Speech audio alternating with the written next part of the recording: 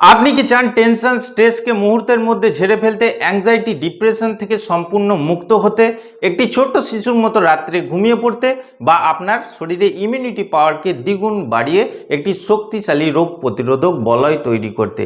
আজকে এই ভিডিওর মধ্যে আপনাদের একটি বিশেষ ব্রিদিং এক্সারসাইজের ব্যাপারে বলবো, যেটি হলো ডিপ ব্রিদিং এক্সারসাইজ বা ডায়াফ্রাগমেটিক ব্রিদিং এক্সারসাইজ। এই এক্সারসাইজ নিয়মিত করার ফলে শুধু যে আমাদের টেনশন, স্ট্রেস, অ্যাংজাইটি, ডিপ্রেশন কমে তাই না, আমাদের শরীরে আরও কিছু গুরুত্বপূর্ণ উপকারিতা আছে যেগুলো এই ডিপ ব্রিদিং এক্সারসাইজ করার ফলে হয়ে থাকে। আপনি যদি দৈনিক অর্থাৎ নিয়মিত সঠিক নিয়মে সঠিকভাবে ডিপ ব্রিদিং এক্সারসাইজ করতে পারেন, অর্থাৎ ডায়াফ্রাগমেটিক ব্রিদিং এক্সারসাইজ করতে পারেন, তাহলে কিন্তু এই সব সমস্যাগুলো থেকে আপনি ধীরে ধীরে মুক্তি পাবেন।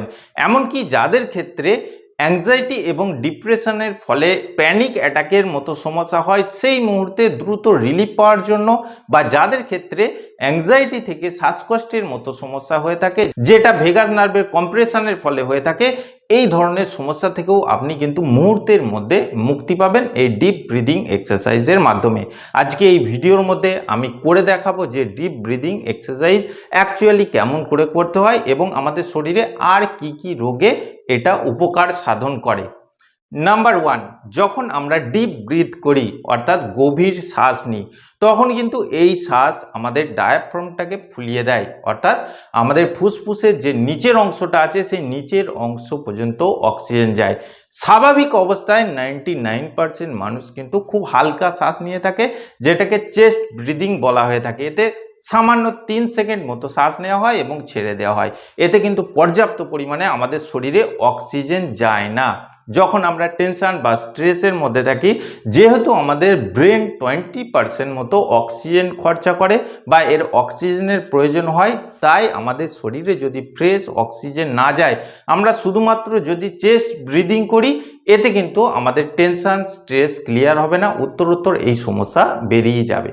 কিন্তু আমরা যখন ডিপ ব্রিথ করব, তখন কিন্তু আমাদের শরীরে যে কার্বন ডাইঅক্সাইড আছে সেটা সম্পূর্ণভাবে বেরিয়ে যাবে এবং শরীরে বেশি পরিমাণে অক্সিজেন যাবে। সেই অক্সিজেন কিন্তু ব্লাডের সঙ্গে মিশে সেই ব্লাড আমাদের ব্রেনে যাবে। এতে আমাদের শরীর থেকে এন্ডোরফিন নামে একটি হরমোন রিলিজ হয়, যেটা এক প্রকার সেরোটোনিনের মতোই হয়ে থাকে। এতে কিন্তু আমাদের শরীরের টেনশন, স্ট্রেস এইগুলো সম্পূর্ণভাবে রিলিফ হয় বা মুহূর্তের মধ্যে এইগুলো থেকে আমরা মুক্তি পাই।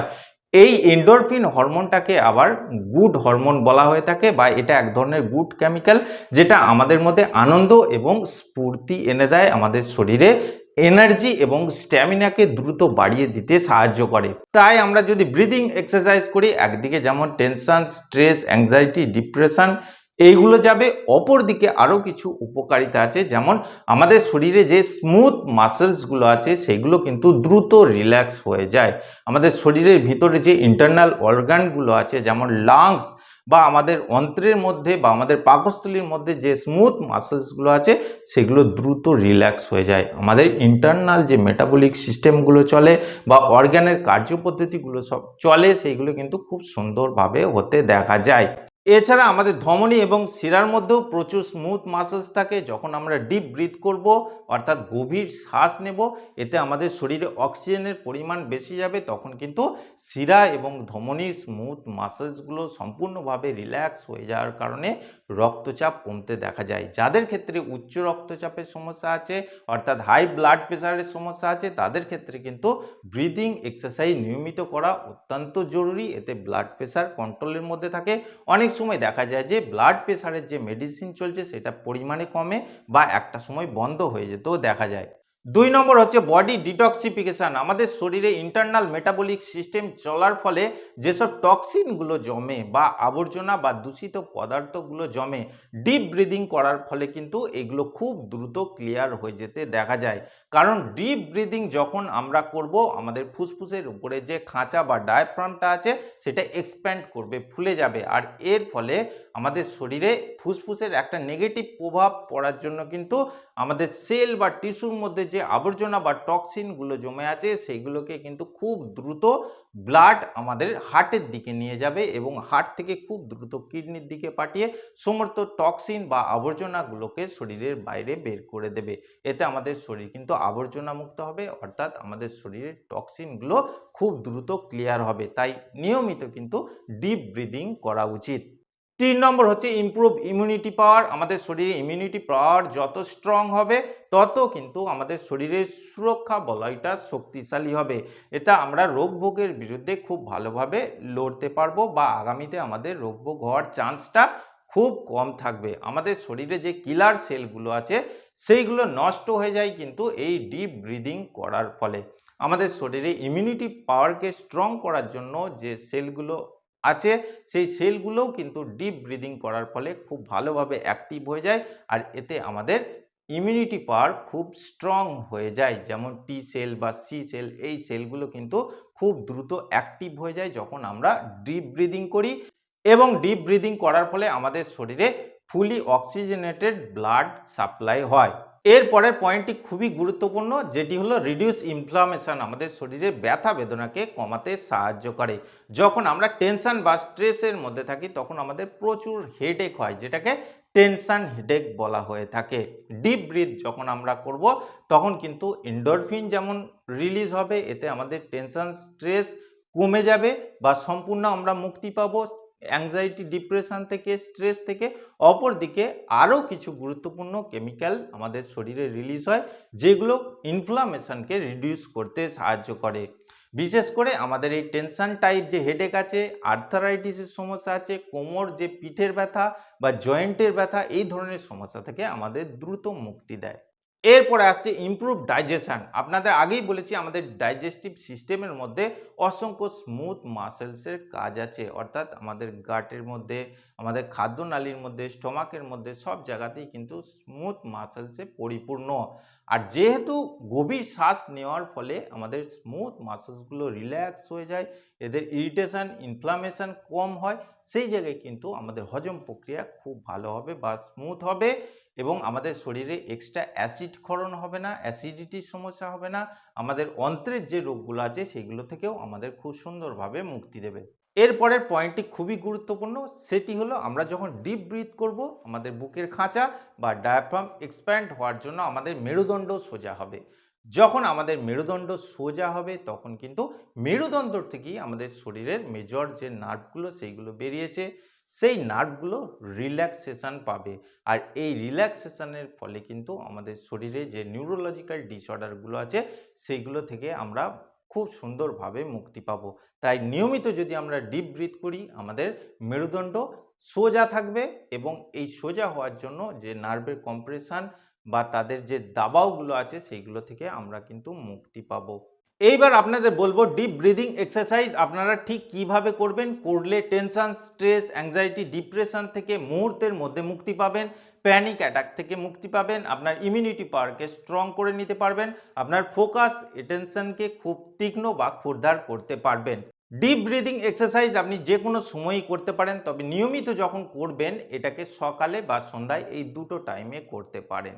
ডিপ ব্রিদিং এক্সারসাইজ করার জন্য আপনি মেরুদণ্ড সোজা করে একটি চেয়ারের মধ্যে বসতে পারেন, বা মেঝেতেও বসতে পারেন, বা আপনি দাঁড়িয়েও করতে পারেন। এর জন্য যে ফর্মুলাটা বা সিস্টেমটা সেটা হলো, আপনি যখন শ্বাসটা টানবেন তখন কিন্তু নাক দিয়ে টানবেন। বারবার বলে দিচ্ছি, শ্বাসটা যখন টানবেন তখন কিন্তু নাক দিয়ে টানবেন, এবং শ্বাসটা যখন ছাড়বেন তখন মুখ দিয়ে আস্তে আস্তে ছাড়বেন। শ্বাসটা টানার যেটা সময় সেটা হলো 5 সেকেন্ড। তারপর শ্বাসটাকে হোল্ড করবেন বা ধরে রাখবেন 5 সেকেন্ড, এবং আস্তে আস্তে মুখ দিয়ে ছাড়বেন 5 সেকেন্ড ধরে। তারপর 2 সেকেন্ডের জন্য রিল্যাক্স দেবেন। অরিজিনাল যে সিস্টেমটি সেটি হলো আপনার বাঁ হাতটা ঠিক নাভির উপরে এইভাবে থাকবে এবং ডান হাতটা বুকের উপরে থাকবে। যখন আপনি শ্বাস নেবেন তখন কিন্তু এই নাভির উপরে যে বাঁ হাতটা আছে সেটা উঠবে এবং নামবে। বুকের যে ছাতিটা আছে সেটা কিন্তু একই জায়গায় থাকবে, তবে হালকা ওঠানামা করবে। বুকের থেকে পেটটাই কিন্তু বেশি উঠবে। এটাই হচ্ছে সঠিক সিস্টেম। ঠিক এইভাবে নাভির উপরে বাঁ হাতটা দিয়ে বুকে, ডান হাতটা দিয়ে আপনি আস্তে আস্তে শ্বাসটাকে টানবেন। 1 2 3 4 5 এইভাবে শ্বাসটাকে টেনে হোল্ড করবেন, অর্থাৎ ধরে রাখবেন 5 সেকেন্ডের জন্য। 1 2 3 4 5 5 সেকেন্ডের জন্য হোল্ড করলেন, তারপরে এক্সহেল করবেন, অর্থাৎ ছাড়বেন 5 সেকেন্ডের জন্য। 5 সেকেন্ড ধরে আপনাকে মুখ দিয়ে শ্বাসটা ছাড়তে হবে এবং যখন নেবেন সেটা কিন্তু নাক দিয়ে টানতে হবে। একটা প্রক্রিয়া সম্পন্ন হওয়ার পর আপনাকে কিন্তু 2 সেকেন্ডের জন্য রিল্যাক্স হতে হবে, তারপর আবার আপনাকে শ্বাস নিতে হবে 5 সেকেন্ড ধরে। আরেকবার আপনাদের ক্লিয়ার করে দিচ্ছি, আপনার বাঁ হাতটা নাভির উপরে থাকবে, ডান হাতটা চেস্টের উপরে থাকবে।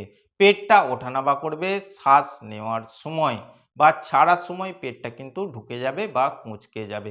এইভাবে এই এক্সারসাইজটাকে করতে হবে। যখন আপনি শ্বাসটা টানবেন 1 2 3 4 5 এইভাবে 5 সেকেন্ড ধরে নাক দিয়ে শ্বাসটা টানবেন, তারপরে শ্বাসটা টেনে নিয়ে হোল্ড করবেন বা ধরে রাখবেন 5 সেকেন্ড ধরে। 1 2 3 4 5 তারপরে মুখ দিয়ে ছাড়বেন 5 সেকেন্ড ধরে। 1 2 3 4 5 ছেড়ে দিয়ে শরীরটাকে রিল্যাক্স করে দেবেন 2 সেকেন্ডের জন্য। এইভাবে কিন্তু 4 থেকে 5 বার আনুপাতিক বেসিসে আপনাকে সকাল এবং সন্ধ্যা এই ব্রিদিং এক্সারসাইজ দৈনিক অর্থাৎ নিয়মিত করতে হবে। তবে আপনি টেনশন, স্ট্রেস, অ্যাংজাইটি, ডিপ্রেশন এই সমস্যাগুলো থেকে সম্পূর্ণভাবে মুক্তি পাবেন। যখন আপনার প্যানিক অ্যাটাক হচ্ছে বা অ্যাংজাইটি জনিত শ্বাসকষ্ট হচ্ছে, ভেগাস নার্ভের কম্প্রেশন হচ্ছে, আপনি যে কোনো অবস্থাতেই থাকুন না কেন এই ডিপ ব্রিদিং এক্সারসাইজ আপনি তৎক্ষণাৎ করবেন। মুহূর্তের মধ্যে কিন্তু আপনার শ্বাস প্রক্রিয়া স্বাভাবিক হবে এবং আপনার শরীর সম্পূর্ণ রিল্যাক্স হয়ে যাবে, ব্রেন রিল্যাক্স হয়ে যাবে, আপনার প্যানিক অ্যাটাক আর আসবে না।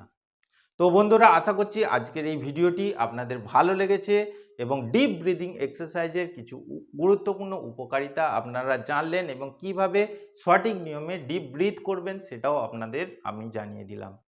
আশা করছি আজকের ভিডিওটি ভালো লেগেছে। যদি ভালো লাগে অবশ্যই একটি লাইক করবেন আর এই ধরনের গুরুত্বপূর্ণ ভিডিওর জন্য আমার চ্যানেলটিকে সাবস্ক্রাইব করে পাশের বেল বাটনটি টিপে অল অপশানটি ক্লিক করে দেবেন। দেখা হচ্ছে পরের ভিডিওতে। ভালো থাকবেন, ধন্যবাদ।